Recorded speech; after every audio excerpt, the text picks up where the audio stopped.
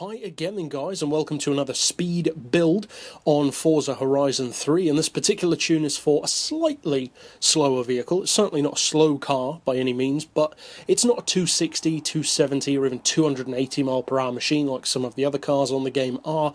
This is a much more reasonable car in terms of performance, and also in terms of what you can do to it. You don't have the 1500 horsepower engine conversions that many of the other cars have, but it's more of a vehicle which is just nice to own, rather than necessarily buying it because you think it's going to be the best. I don't think anyone would really buy a Vantage GT12 thinking that it's going to be the best car in the game. It's just not really that kind of vehicle. Now, as far as tuning, I have done the all-wheel drive swap, as I would always recommend. You don't have to. If you are opposed to it, then you don't have to, but I would recommend it. It gives you extra grip, of course. It makes the launch off the line much easier and much quicker. As far as aspiration, we've gone for the supercharger, no twin turbo option.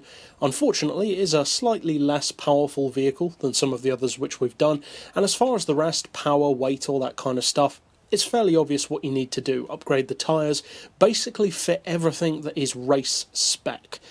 The only thing that I would ever say be careful of fitting, some cars it's good for, others it isn't, is the anti-roll or roll cage specifically, not the anti-roll bars. You should always fit those, but the roll cage specifically. Some cars it improves, especially classics.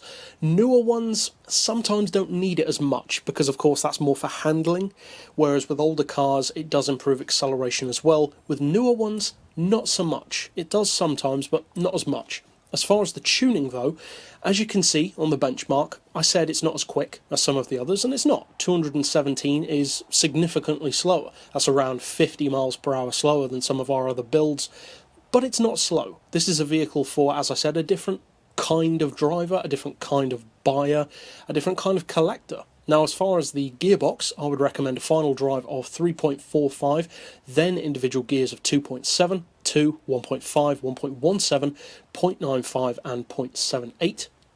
Then as far as alignment, we've got neutral camber and neutral toe.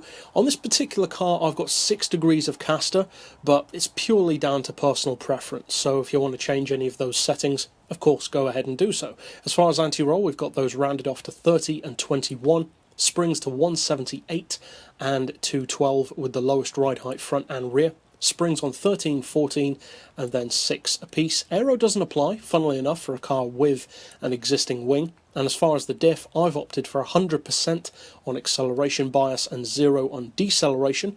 You don't have to do that though. As always, I would recommend changing settings, find what works better for you, because by definition, one tune does not work for everyone.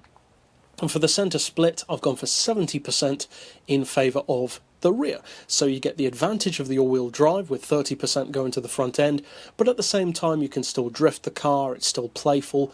It's nothing like a Nissan GTR or anything like that in terms of all-wheel drive performance.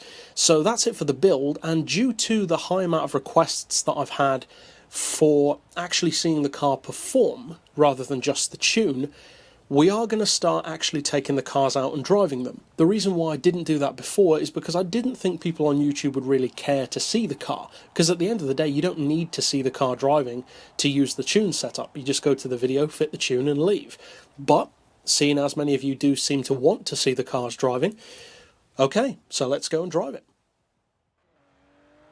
Now overall, as I said, this is not the kind of car that you should buy if you're looking purely for the best car in the game or the quickest accelerating car in the game or anything like that. It's much more of a boutique car. Aston Martins in general on the game aren't quite as quick as many of the other cars that you might expect them to be as quick as, and partially that is due to the fact that you don't have the kind of engine conversion options which they arguably deserve to have, considering how many other cars do have those options. Now overall, as you can see, the acceleration slows down a little bit top end. It takes a little bit longer to get up to around 216, 217, but with a long enough straight you can definitely get there eventually, and as I said, it's just not really a drag car anyway. This is just a top speed tune for those who need that kind of speed to drive a car that you most probably are a fan of. So overall, that's it for this particular build, and of course you can find it along with pretty much all of my other tunes on my storefront by using the keywords down in the video description. But for now, as always, thanks for watching.